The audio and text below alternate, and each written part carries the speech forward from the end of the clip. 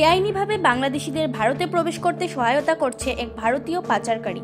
বৃহস্পতিবার রাতে গোপন খবরের ভিত্তিতে বিএসএফ এর তৎপরতায় আমতলী থানার সহায়তা আগরতলা জিআরপি থানার পুলিশ মামলার সঙ্গে যুক্ত থাকার অভিযোগে এক ভারতীয় মানব পাচারকারীকে আটক করেছে।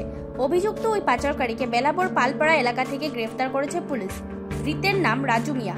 অভিযোগ, সে নাকি অনেকদিন ধরে বাংলাদেশি নাগরিকদের অবৈধভাবে বর্ডার ক্রস করাচ্ছে। মানব পাচারের সাথে জড়িত আরও বেশ কয়েকজনের নাম উঠে আসে ওই অভিযুক্তকে আটক করার পর। শীঘ্রই বাকিদেরও আইনের আওতায় আনা হবে বলে জানানো হয় পুলিশের তরফে।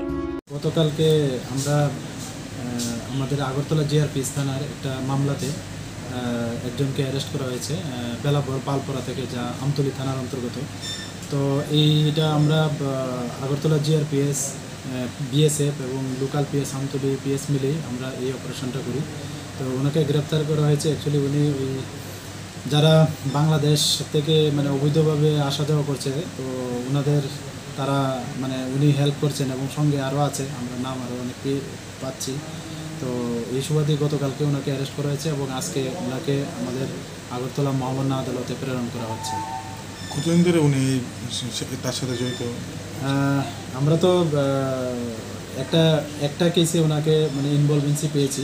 তো আমরা আজকে পুলিশ রিমান্ডে ওনাকে চেয়েছি, দেখি পুলিশ রিমান্ডে আসে এবং ইন্টারোগেশনে আরও কী বেরিয়ে আসে আর কি, বা আরও কার কার নাম আসতে পারে।